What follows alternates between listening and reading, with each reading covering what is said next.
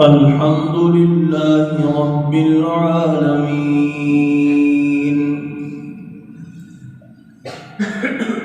الرحمن الرحيم مالك يوم الدين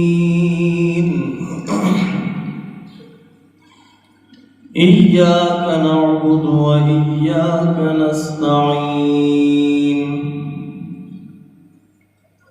اهدنا الصراط المستقيم صراط الذين أنعمت عليهم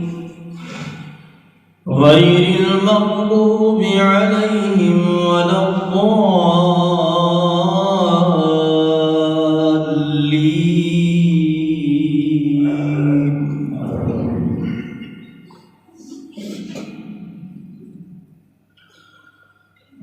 يا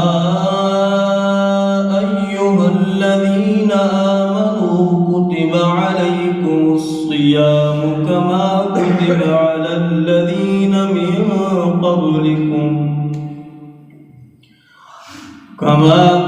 على الذين من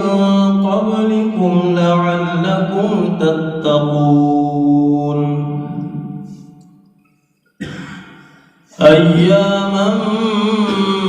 معدودات فمن كان منكم مريضا أو على سفر فعدة من أيام أخر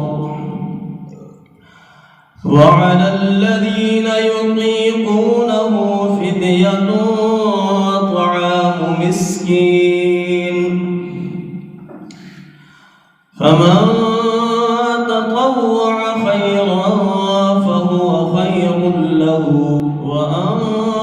تصوموا خير لكم إن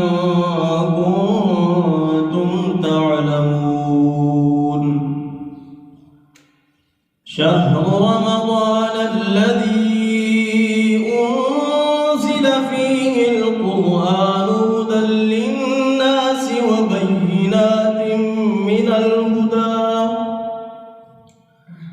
وبينات من الهدى والفرقان فمن شهد منكم الشهر فليصم ومن كان مريضا أو على سفر فعدة من أيام أخر يريد الله بكم اليسر ولا يريد بكم العسر ولتكملوا العدة ولتكبروا الله على ما هداكم